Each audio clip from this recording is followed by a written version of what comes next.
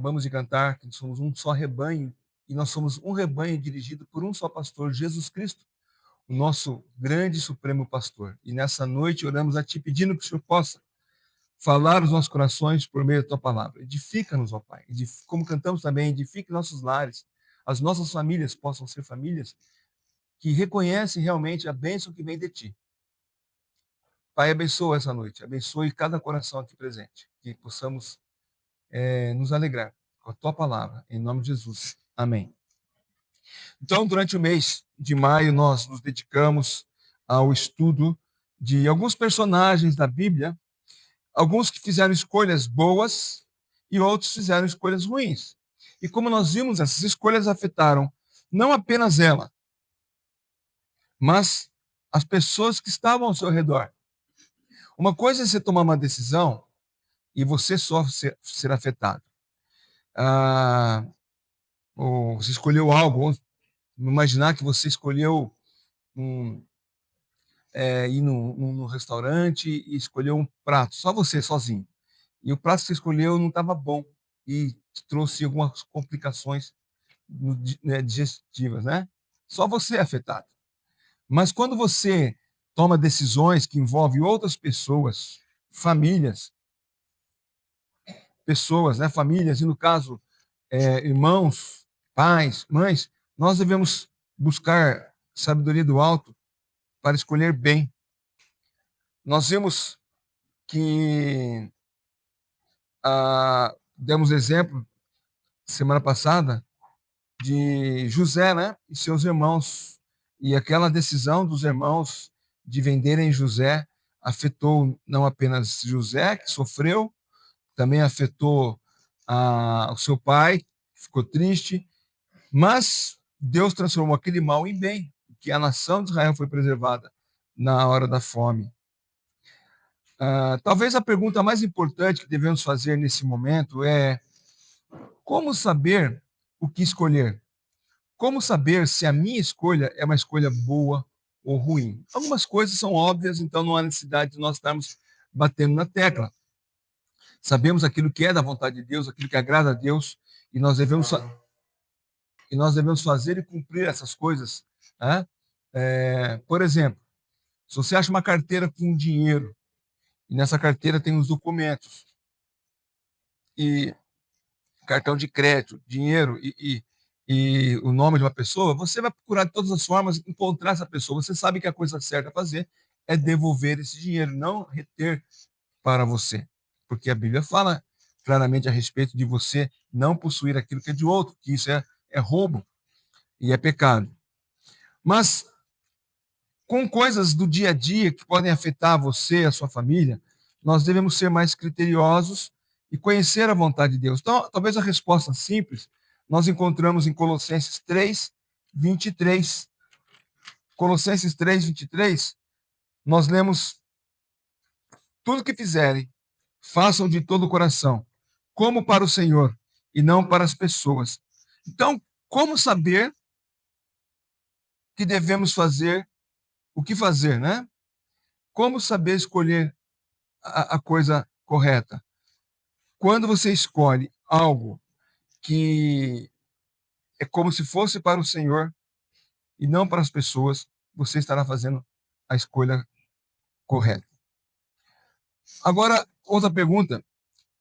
Quando o apóstolo Paulo fala tudo o que fizerem, talvez você possa perguntar, mas tudo mesmo? Sim, tudo. Toda decisão que você for tomar, toda escolha que você fizer, leve em consideração se é para a glória do Senhor, inclusive, como nós lemos aqui a leitura dessa noite, em 1 Coríntios capítulo 10, versículo 31. Portanto, se vocês comem ou bebem, se vocês comem ou bebem ou fazem qualquer outra coisa, façam tudo para a glória de Deus. Mas comer e beber para a glória de Deus, sim. Você pode ser um glutão e não está dando glória a Deus. Você pode ser um beberrão e não está dando glória a Deus. Qualquer outra coisa que você for fazer, faça para a glória de Deus. A vida cristã, ela deve ser norteada por dois princípios importantes. Duas coisas devem nos orientar na vida cristã. A primeira é a glória de Deus. E o segundo é o bem dos nossos semelhantes. Então, eu faço para a glória de Deus e para o bem do próximo. Note que não é para o meu próprio bem. O grande problema das pessoas é que elas tomam decisão para o próprio bem. Eu quero, é para mim, eu gosto, não importa. Esse é o grande problema. E as pessoas, quando são norteadas pelo eu, tendem a tomar decisões erradas e sofrem por causa disso. Sofrem consequências que podem levar também a outras pessoas sofrerem as suas consequências. Aqui em 1 Coríntios, capítulo 10, o apóstolo Paulo ele faz uma breve recapitulação do que aconteceu com o povo de Israel no deserto. E ele começa com algumas advertências para que os crentes não sigam o exemplo de muitos daqueles que Deus havia tirado do Egito. O povo saiu da escravidão do Egito e Deus o conduziu pelo deserto. E ali nós vemos o texto, em Êxodo, que Deus providenciou água, comida, tanto a espiritual como a material. Mas alguns, e aqui alguns não é poucas pessoas, muita gente, eles murmuraram e Deus precisou discipliná-los, tirando a vida da maioria. O versículo que nós lemos do 1 ao 5 diz: ora, irmãos, não quero que vocês ignorem o que os nossos pais estiveram. Não quero que vocês ignorem que os nossos pais estiveram todos sob uma nuvem e todos passaram pelo mar. Todos em Moisés foram batizados, tanto na nuvem como no mar. Todos eles comeram do mesmo alimento espiritual, beberam da mesma bebida espiritual, porque bebiam de uma pedra espiritual que os seguia, e a pedra é Cristo. Mas Deus não se agradou da maioria deles, razão pela qual ficaram prostrados no deserto. O apóstolo Paulo, então, ele faz essa lembrança de que Deus os alimentou, cuidou, mas no versículo 5 ele chama a atenção: eu não quero que vocês façam como a maioria do povo fez, e reclamando, murmurando, e por causa disso ficaram no deserto. Versículo 6 ele diz: essas coisas se tornaram exemplos para nós, a fim de que não cobicemos as coisas más como eles cobiçaram. Então o apóstolo Paulo está falando: olha, o que aconteceu com eles no deserto não é apenas para você ter um conhecimento histórico. Aquelas coisas que aconteceram é para que os crentes, tanto de Corinto como todas as demais gerações, inclusive a nossa, aprendessem ou aprendam a lição e não repetissem os mesmos erros. Nós podemos aprender com o erro dos outros. O problema é que muitas vezes falam: não, mas eles fizeram errado, eu sei como fazer. E sofrem da mesma forma. Então o apóstolo Paulo ele chama a atenção nos versos seguintes, e temos aqui uma sequência de 4 nãos, do versículo 7 ao versículo 10. Não vos façais, pois, idólatras. Não forniquemos, como alguns deles fornicaram. Não tentemos a Cristo, como alguns deles também tentaram. E não murmuremos, como também alguns deles murmuraram. Então, 4 coisas o povo de Israel fez: se tornaram idólatras, se envolveram em fornicação, em orgias sexuais, nós vamos ver, tentaram a Cristo e também murmuraram durante a travessia no deserto. E essas decisões de reclamar trouxeram consequências para eles.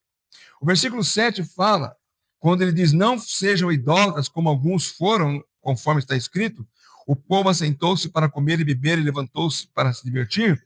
O apóstolo Paulo está lembrando os irmãos de que a ocasião quando Israel fez um bezerro de ouro, ali eles levantaram um bezerro de ouro e passaram a comer e beber e adoraram como fosse o seu Deus. Está lá em Êxodo 32. Vamos ver alguns versículos de Êxodo 32. Nós lembramos que Moisés estava na presença de Deus Deus estava falando com ele e, enquanto isso, o povo achando que Moisés não ia voltar mais, e por causa disso decidiram fazer um bezerro de ouro, e eles disseram assim no versículo 6: no dia seguinte, madrugaram, ofereceram holocausto e trouxeram ofertas pacíficas, e o povo sentou-se para comer e beber, levantou-se para se divertir. Depois que eles fizeram o bezerro de ouro e começaram a adorar esse bezerro, se você ler todo o capítulo, você vai ver a história toda. Agora, a consequência de tomarem essa decisão, a consequência de fazerem um bezerro de ouro, nós encontramos no versículo 28 do mesmo capítulo.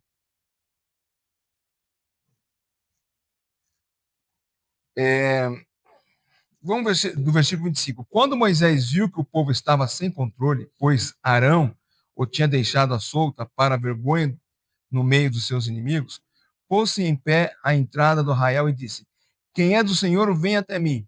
Então juntaram-se e ele todos os filhos de Levi, aos quais ele disse: assim diz o Senhor, o Deus de Israel: cada um põe a espada na cintura, passem e tornem a passar pelo arraial de porta em porta, e cada um mate o seu irmão, o seu amigo e seu vizinho. E os filhos de Levi fizeram segundo a palavra de Moisés. Naquele dia morreram uns 3.000 homens, pois Moisés tinha dito: consagrem-se hoje ao Senhor, cada um contra o seu filho e contra o seu irmão, para que hoje Deus conceda uma bênção. Deus não deixou impune aquele povo por causa da idolatria no deserto. Então, a primeira advertência de Paulo, aqui em 1 Coríntios capítulo 10, é para que o povo não se tornasse idólatra, como foi o povo de Israel. No versículo 8, o segundo não é: não pratiquemos imoralidade, como alguns deles o fizeram e caíram mortos num só dia, 23.000. O apóstolo Paulo está fazendo menção do pecado da fornicação, do ato sexual que não era entre os cônjuges, né? Uma orgia realmente sexual, pecado de luxúria, pecado da carne, prostituição. E o povo, Paulo está lembrando Israel, os irmãos de Corinto, ali a igreja de Corinto, Paulo está lembrando que isso aconteceu quando eles casaram com as filhas de Moabe, foram seduzidos pelo profeta Balaão e desobedeceram a palavra do Senhor, entregando-se à imoralidade, e por causa disso foi morto. Aqui Paulo, ele menciona naquele dia 23.000. O texto que nós vamos ler fala em 24.000, eu vou explicar essa diferença. Mas lá em Números capítulo 25, Números capítulo 25 é a referência que Paulo está trazendo para o povo, que é a adoração aos deuses. E vamos ler apenas do versículo 1 ao 9. Quando Israel estava em Sitim, o povo começou a prostituir-se com as filhas dos moabitas. Essas convidaram o povo aos sacrifícios oferecidos aos seus deuses. E o povo comeu a carne dos sacrifícios e adorou os deuses dessas mulheres. Assim, quando Israel se juntou ao culto a Baal Peor, a ira do Senhor se acendeu contra Israel. O Senhor disse a Moisés: reúna todos os chefes do povo e enforque-os diante do Senhor ao ar livre, e a ardente ira do Senhor se afastará de Israel. Então Moisés disse aos juízes de Israel: cada um mate os homens da sua tribo que se juntaram a Baal Peor. Naquele momento, eis que um homem dos filhos de Israel trouxe para sua tenda uma mulher midianita, à vista de Moisés e de toda a congregação dos filhos de Israel, enquanto eles choravam diante da tenda do encontro. Quando Finéias, filho de Eleazar, filho do sacerdote Arão, viu isso, levantou-se no meio da congregação e, pegando uma lança, seguiu o homem israelita até o interior da tenda, e com a lança atravessou os dois, tanto o homem israelita quanto a mulher midianita, pelo ventre. Então a praga cessou entre os filhos de Israel. Os que morreram da praga foram 24.000. Essa diferença de 1 Coríntios 10 para números, Paulo fala em 24 mil, aqui está falando de 23 mil, não há uma contradição, mas o apóstolo Paulo, ele fala que naquele dia morreram 23 mil. E se você pegar o texto de números, fala que a ordem foi que enforcassem alguns, né? Então, a somatória dos mortos da praga e de enforcados chegou a 24 mil. O fato é que a decisão daqueles homens em se relacionar com as mulheres de um outro povo e adorar os seus deuses e participar das orgias sexuais levou à matança de 24 mil pessoas. Uma decisão que foi tomada e a morte foi a resposta de Deus para esse povo. O apóstolo Paulo continua falando sobre não fazer certas coisas que o povo de Israel estava fazendo. E o versículo 9 diz: não ponhamos Cristo à prova, como alguns deles fizeram, e foram mortos pelas serpentes. O que Paulo está lembrando aquele povo é o episódio em que os israelitas murmuraram por causa da comida. Duvidavam da bondade do Senhor, reclamando por falta de comida. Deus os tirou do Egito para morrer de fome no deserto. Que Deus é esse que faz uma coisa dessa com o seu povo? E lá o Paulo está lembrando de Levíticos capítulo 21, quando versículos 5 e 6, vamos ler. Levítico 21, desculpa, Números 21. Números 21. Versículos 5 e 6. Falou contra Deus e contra Moisés, dizendo: por que vocês nos tiraram do Egito para morrermos nesse deserto, onde não há pão nem água? Já estamos enjoados dessa comida ruim. Só um detalhe aqui, né? Deve ser muito triste uma pessoa, ao invés de agradecer a comida que Deus tem dado, falar: só tem essa porcaria para comer. Às vezes a porcaria é um arroz, feijão e um ovo. Mas é dado por Deus. E devemos ser gratos a Deus. Nem todo dia você vai ter uma picanha, né? Aliás, nem todo mês, né? Olha lá quando você vai comer uma picanha, ou um prato, uma comida especial. Não é todo dia. Então, sejamos gratos a Deus pela comida, pelo pão de cada dia. O povo de Israel demonstrou ingratidão quando falou que aquela comida que Deus estava dando para eles, o maná do deserto, era uma comida ruim. E continua o texto: então o Senhor mandou para o meio do povo cobras venenosas que mordiam o povo e morreram muitos do povo de Israel. Paulo está chamando a atenção daquelas pessoas para que eles não tentem a Deus. Nós não devemos tentar a Deus, muitas vezes reclamando daquilo que Deus tem nos dado. O povo decidiu reclamar com Moisés e com Deus da comida que Deus estava enviando. E Deus, em resposta, mandou serpentes venenosas. E aqui o texto diz que muita gente morreu. Não diz a quantidade de pessoas, mas muita gente morreu. E Paulo termina com mais um exemplo, dizendo no versículo seguinte, no versículo 10, não fiquem murmurando como alguns deles murmuraram e foram destruídos pelo exterminador. Novamente, o povo murmurando, reclamando. Paulo está se referindo ao pecado de Corá, Datã e Abirão, em Números capítulo 16. Nós não vamos ver todo o capítulo, os versículos 14 até o 47, mas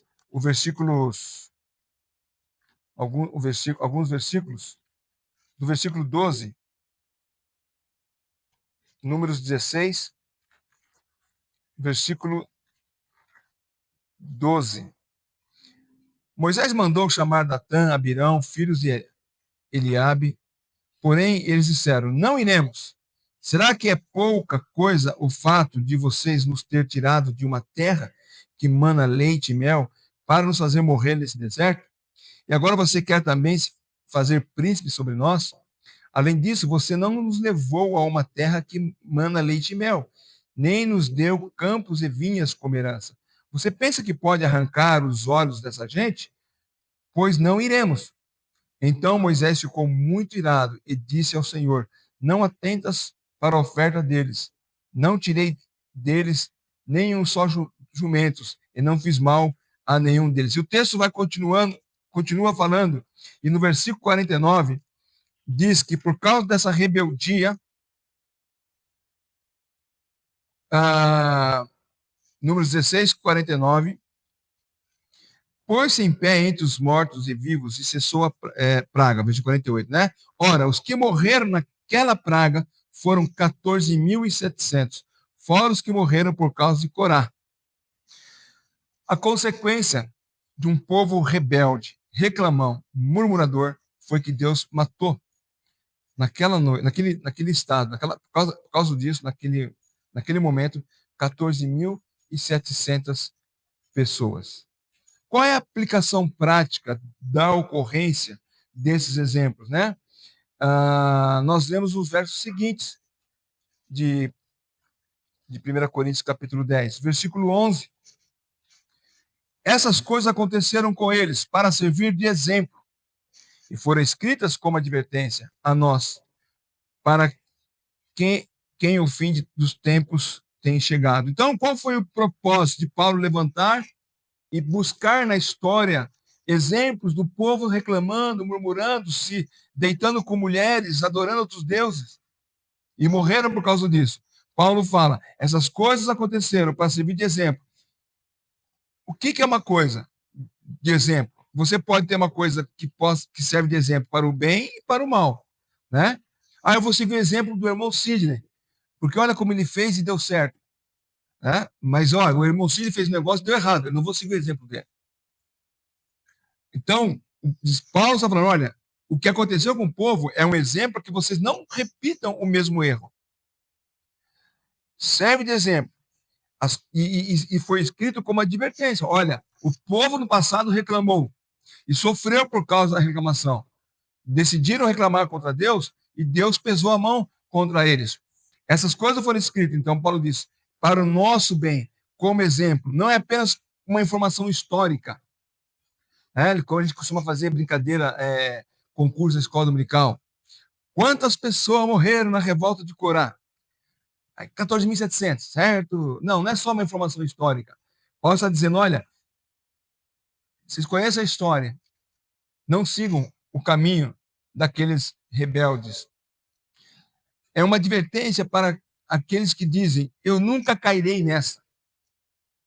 O versículo 12, Paulo fala, por isso, aquele que pensa que está em pé, cuide para que não caia. Então, a advertência não é apenas para que você não repita os mesmos erros, mas não ache que você é melhor que os outros. Nós estamos somos sujeitos às mesmas coisas. Podemos reclamar de Deus, murmurar.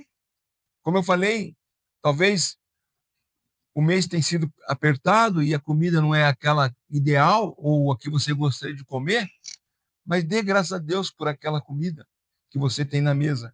Não faça como o povo que falou essa coisa ruim, ou esse pão vil, né? Mas agradeça a Deus.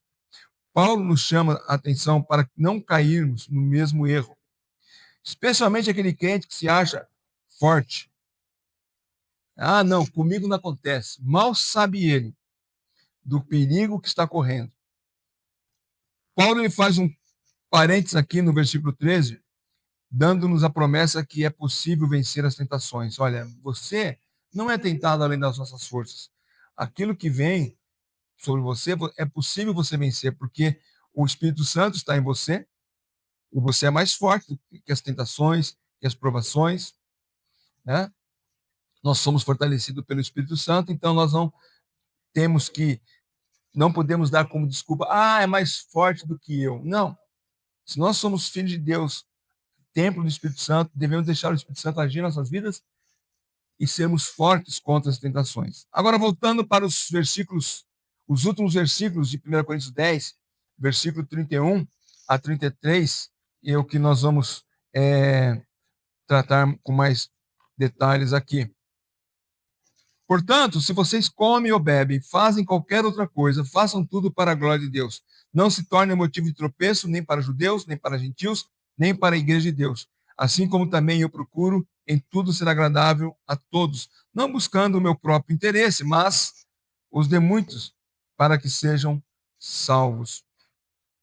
O apóstolo Paulo está chamando a atenção para que nós não repitamos os erros do povo e que escolheram desobedecer a Deus. E nos chama a atenção, olha, ao invés de vocês tomarem o caminho do povo de Israel que desobedeceu a Deus, faça o seguinte, obedeçam a Deus. Em obedecer a Deus, vocês não vão ser, em primeiro lugar, Paulo diz, né? O primeiro princípio que Paulo diz aqui, que vai nortear a vida do crente, é o cuidado para que não comam e nem bebam para a sua própria glória ou para a sua própria vontade. Não comam, não bebam, não façam outra coisa, senão para a glória de Deus. Você quer ser obediente à palavra de Deus? Faça tudo para a glória de Deus. Quer comais, quer bebais, qualquer outra coisa. Muitas vezes os crentes, especialmente talvez os mais jovens, se deparam com uma situação que eles têm que decidir se determinada atividade é certa ou errada, se determinado evento eu devo participar ou não. Isso aqui vai ser para a glória de Deus. O que eu vou fazer vai agradar a Deus. Não se trata apenas de comer o que comer, de beber o que beber, mas qualquer coisa. Talvez você receba o convite para ir num evento, numa festa, e você fala, não, mas nessa festa não vai trazer glória para Deus. Ah, mas é tão bom, meus amigos vão estar lá. Mas vai trazer glória para Deus? Não. Então eu não vou. Uma boa maneira de sabermos o que estamos pretendendo fazer é certo ou errado é nos perguntar: Deus será glorificado? Antes de participar da atividade, devo ir neste lugar? Devo sair com tal pessoa? Poderei curvar a cabeça e pedir que o Senhor seja engrandecido por meio daquilo que eu estou prestes a fazer? São perguntas que vai ter uma resposta simples, ou sim ou não. Eu vou no aniversário de um amigo, não tem problema nenhum, mas eu sei que nesse aniversário, os meus amigos que estarão lá, a coisa foge do controle. Ah, mas eu sou forte. Paulo fala que está em pé, cuide para que não caia. Não, não vai trazer glória para Deus. Eu não devo participar desse evento, não devo participar, por mais que seja agradável, por mais que seja uma oportunidade de comer, de beber, mas se não é para a glória de Deus, então não vá. Né? Então, tudo seja para a glória de Deus, trazendo para o contexto do mês da família, que possamos ser pais para a glória de Deus, possamos ser mães para a glória de Deus, possamos ser esposo ou esposa para a glória de Deus, possamos ser irmãos para a glória de Deus, que sejamos filhos para a glória de Deus. A nossa relação familiar, todos têm e passam por problemas, mas nós devemos perguntar: é para a glória de Deus? Eu vou entrar numa contenda com o meu irmão, com o meu esposo, com a minha esposa. Isso vai trazer glória a Deus ou vai apenas mostrar a minha posição e eu vou marcar território? Nós devemos aprender a pensar com a mente dos céus e não com a mente da terra. O que eu estou fazendo vai glorificar a Deus? Às vezes, numa questão familiar, nós esquecemos que os vizinhos estarão ouvindo tudo o que acontece no nosso lar. Eles vão olhar, ele tem uma família de crente.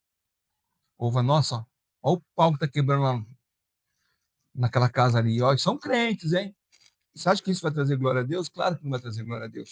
Ah, mas meus direitos foram feridos. Que direito nós temos? Nenhum. Os nossos direitos devem ser abandonados com o velho homem. Agora eu tenho que fazer tudo para a glória de Deus, para o bem, para o meu irmão, para agradar aqueles que estão.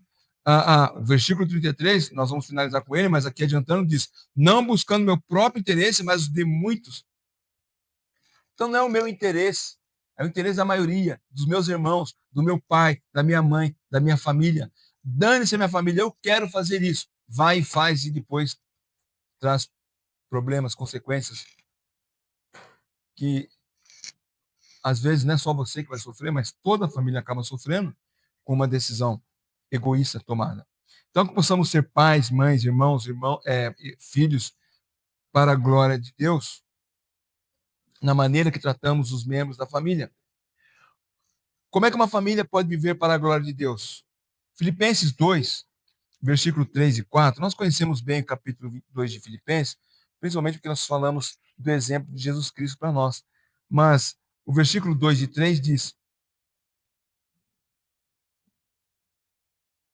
então, completem a minha alegria, tendo o mesmo modo de pensar, tendo o mesmo amor, sendo unidos de alma e mente.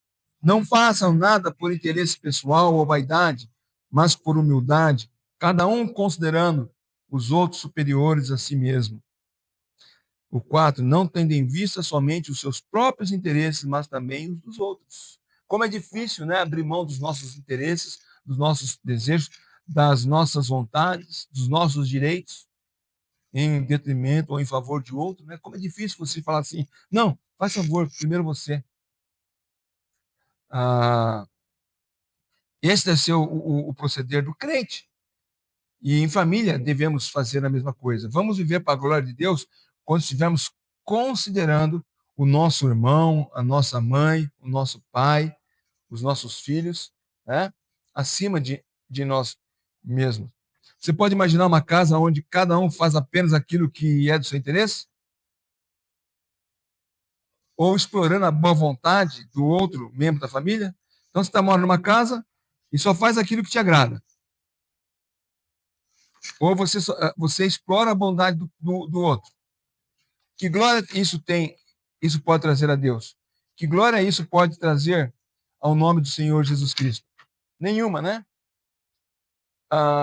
Se eu vivo uma vida egoísta, pensando apenas em mim mesmo, não em meus filhos, não na minha esposa, não nos meus irmãos, eu não estou trazendo glória nenhuma a Deus. Pelo contrário. É triste ver, às vezes, uma família onde o pai de família, ele pega o salário e torra em bebida, em jogos, e a família passa necessidade, a família sofre, né, pelas decisões erradas do pai. Um incrédulo, né, vai fazer isso, mas um crente não. Mas na família cristã, quantas vezes nós tomamos decisões? Não, eu quero, é para mim. Não importa o que você pensa. Que glória nós vamos trazer para Deus se a exortação do apóstolo Paulo é nós considerarmos o nosso irmão mais do que nós mesmos. Quando você lê o Senhor Jesus Cristo dando a exortação, né, ou quando perguntaram para o Senhor Jesus Cristo qual é o maior, o grande mandamento, amarás o Senhor teu Deus acima de todas as coisas e ao próximo como a ti mesmo. Amar o próximo. É interessante que eu já vi isso, algumas pessoas dizendo, não, você tem que se amar primeiro. Você só vai amar o próximo se você estiver se amando.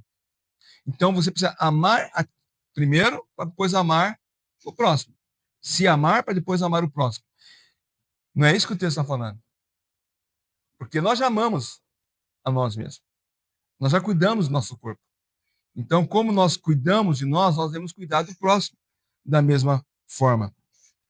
O segundo princípio que Paulo nos traz diz respeito à nossa conduta com os semelhantes. O que fazemos causa tropeço não apenas aos irmãos em Cristo, né? Mas também aos incrédulos. Se nós fizermos algo e tomamos uma decisão, decidimos algo errado, não é apenas os irmãos em Cristo que vão ficar escandalizados, os incrédulos.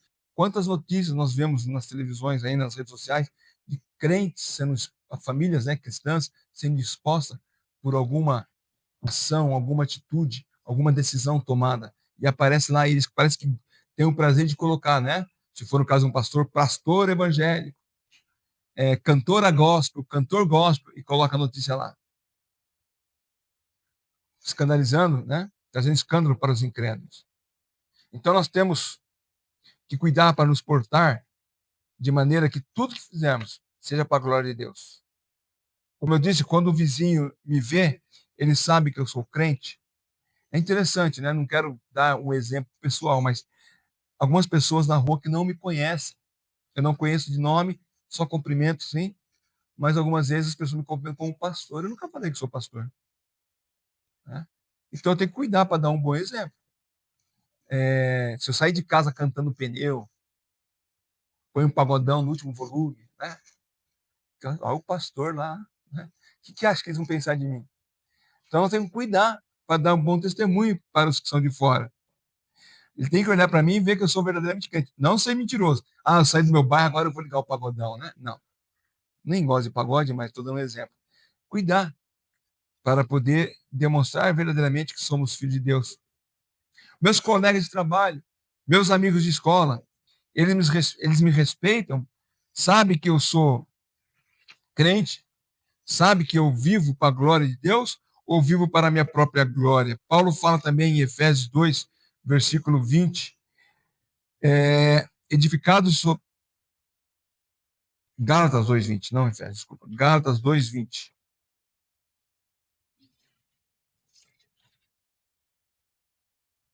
Logo, já não sou eu quem vive, mas Cristo vive em mim. E esse viver que agora tenho na carne, vivo pela fé no Filho de Deus, que me amou e se entregou por mim. Então, eu não vivo mais para mim. Como crente salvo pelo Senhor Jesus Cristo, como nós falamos hoje na escola dominical, nós não fomos salvos apenas para guardar a eternidade, viver toda a eternidade no céu. Eu vivo já a eternidade na terra, e eu vivo, não eu mesmo, mas Cristo vive em mim. Eu devo viver para a glória de Deus. As minhas ações, as minhas palavras, o meu caminhar deve ser para a glória de Deus. A maneira que nos comportamos provocam uma das duas reações das pessoas. Ou elas vão se escandalizar, ou elas vão exaltar o nome do Senhor Jesus Cristo. Ou elas vão escandalizar, ou elas vão nos admirar pela maneira que levamos a sério a nossa vida com Cristo. Só vai ter essas duas reações. Eles sabem que eu sou crente. E a maneira que eu me conduzo, a maneira que eu me comporto, eles vão ou ficar escandalizados e vão zombar do nome de Cristo, para ser crente como ele, é melhor nem ser crente, ou vão nos admirar. Olha, aquele sim é um crente que anda certinho. Ele nem sabe qual é o caminho, né? Mas ele tem uma noção de que o crente é uma pessoa que demonstra, né, certas atitudes morais. E então, isso vai trazer ou escândalo ou admiração. E ao trazer admiração, o nome de Cristo será exaltado. Como é triste vermos crentes poucos preocupados com uma vida que exalte o nome de Cristo, né? As pessoas querem sim ser exaltadas. As pessoas querem ser notadas. As pessoas querem ser percebidas e comentadas. E é interessante, em tempo de rede social, isso é uma febre. Nós queremos postar alguma coisa e ver quantos likes tivemos. E ainda, não sei como é que funciona isso, né? Mas um dia desse eu recebi. O teu Reels teve muitos likes. Faça um novo. Eu ficar fazendo. Eu fiz um lá, alguma coisa que eu fiz, não sei se postei os meus netos, alguma coisa, e várias pessoas deram um joinha lá. E me incentivando. Tipo assim, massageando o ego, né? Faz mais gente vai te ver. E eu ouvindo um pastor esses dias, ele dizendo, o problema de muitos pastores é que eles estão mais preocupados em pregar uma mensagem que dê like do que uma mensagem que transforma a vida. E outro irmão, que eu tenho acompanhado, ainda estou buscando, né, entender um pouco ele. Depois eu posso até falar o nome, mas não quero falar porque está sendo gravado. E, de repente, o que eu vi é bom, mas, de repente, o resto que ele faz não é bom. Mas ele disse algo interessante. Alguém perguntou assim, você não tem medo dos haters? Ele falou, meu amigo, os primeiros cristãos foram levados para as arenas, morreram, mortos, foram enforcados, queimados vivos. Você acha que eu estou preocupado com pessoas que não se agradam da mensagem do Evangelho? De maneira alguma. Nós temos que manter o Evangelho puro e simples. Gostem ou não gostem. Curtam ou não curtam. Quando você sai de acompanhar uma pessoa, você é cancelado, né? Cancelando ou não cancelando, né? Me cancelando ou não me cancelando, eu quero pregar o evangelho. Mas parece que nós estamos tão preocupados em fazer a melhor pose, a melhor foto, o melhor comentário para as pessoas dar joinha. Quantas vezes eu comento alguma coisa, eu sei que eu vou levar bomba. Eu tenho alguns amigos especiais que é só escrever algumas coisas que eles vão detonar. E em amor eu respondo para eles sabem, gosto muito deles, foram colegas de banco, né? E eu brinco com eles, principalmente na área econômica, né? Tá vendo? Vocês acharam que o Poço Ipiranga era ruim? O bom é agora, paga IOF mais caro. Acho que não vai pagar mais IOF mais caro, né? Mas exemplos desses. Agora, quando você põe alguma coisa do Evangelho também, eu tenho um outro amigo de São Paulo que, se eu falo alguma coisa pró-Israel, por exemplo, pronto, vem uma carta aberta contra, né? O fato de eu apoiar Israel e chamar Hamas de terrorista. Mas Nós vamos fazer as coisas para a glória de Deus ou para que as pessoas nos admirem? Olha como o Fábio ele é mais moderno, mais progressista. Olha como os pensamentos dele estão de acordo com o pensamento da sociedade atual. Aí eu vou ficar todo orgulhoso. Mas não tem que exaltar o meu nome. O nome que tem que ser exaltado é o nome de Cristo. E talvez nós vamos desagradar aquelas pessoas que estão ao nosso redor. Se fizermos um teste e entrarmos em contato com um estranho e sem dizer que somos crentes, pedir que ele nos avalie por aquilo que nós postamos na internet, será que ele vai chegar à conclusão de que somos filhos de Deus? Você chega assim, uma pessoa que não te conhece, ó, dá uma olhada na minha página lá do Instagram, do Facebook, e, e, e você me avalie e vê se eu sou você acha que eu sou crente ou não. O que será que ele vai dizer? Cara, você é tudo menos crente. Porque as postagens. Eu faço postagem de coisas engraçadas. Eu não tenho nada contra isso. Eu brinco, para mim, rede social é para brincar. Né? É um entretenimento. Mas tem gente, tem crente que escreve cada coisa, posta cada coisa. Quem olha fala, não é possível que esse cara é de ser crente. Né? Então, que conclusão a pessoa vai chegar? Somos filhos de Deus ou não? Fazemos tudo para a glória de Deus ou para a nossa própria glória? E uma forma positiva de vivermos para a glória de Deus é como eu disse no versículo 33 aqui de 1 Coríntios capítulo 10, versículo 33, quando Paulo diz assim, como também eu procuro em tudo ser agradável a todos, não buscando o meu próprio interesse, mas o de muitos, para que sejam salvos. Então, se nós quisermos viver para a glória de Deus, devemos considerar os nossos irmãos mais do que nós mesmos. Não tentando agradar a nós mesmos, mas aos nossos irmãos. Aqui no contexto da família, se eu quero viver uma família para a glória de Deus, eu devo fazer tudo para agradar o meu pai, para agradar a minha mãe, para agradar os meus irmãos, para agradar os meus filhos, para agradar a minha esposa e não a mim mesmo. Imagine, eu vi esses dias também uma historinha que a pessoa diz assim, minha esposa perguntou, o que você quer jantar? Frango, bife ou peixe? E ele disse, hoje eu quero peixe. Ela disse, eu estou perguntando para o cachorro, para você tem ovo. Né? Quer dizer, a pessoa vive para agradar o animal, não o marido, né? E o marido tem que também viver para agradar a esposa. Mas parece que nós queremos só os nossos próprios benefícios, não procuramos o bem do próximo. E, infelizmente, a realidade de muitos lares é que cada um vive para sua própria vontade, não agradando a Deus, mas agradando a si mesmo. Devemos procurar ser agradáveis uns com os outros e não buscando o próprio interesse. Se você escolher viver para a glória de Deus, as pessoas ao seu redor serão beneficiadas. Então decida viver para a glória de Deus. Se você trabalhe para a glória de Deus. O seu patrão será beneficiado. Ele não é um bom patrão, mas você não tem que trabalhar bem porque ele é bom ou mal. Como acabamos de ler aqui, nós devemos fazer tudo como se fosse para o Senhor, e não para nós mesmos, né? Se você vive em uma casa, viva para a glória de Deus. Viva, né? Sendo uma esposa para a glória de Deus, um marido para a glória de Deus, um filho para a glória de Deus, um irmão para a glória de Deus. E cada um será beneficiado para a glória de Deus. Mas se vivermos do modo egoísta, buscando apenas os nossos próprios interesses, nós não iremos beneficiar ninguém, nem mesmo nós. Porque isso não agrada a Deus. Seremos pessoas tristes, frustradas e, o pior de tudo, não iremos glorificar o nosso Deus. O que é que você tem feito para a glória de Deus em família? Sejamos sinceros com nós mesmos. Muitas vezes nós temos que responder: eu faço apenas aquilo que me agrada. Não faço nada para o bem do próximo. Devemos confessar que as nossas ações muitas vezes são egoístas e afetam as nossas famílias.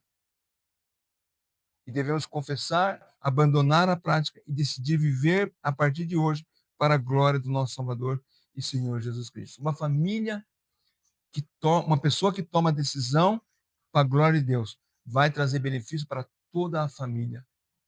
Um filho que sai para o trabalho, para a faculdade, mas o pai e a mãe sabem que ele vai fazer tudo para a glória de Deus, vão ficar tranquilos.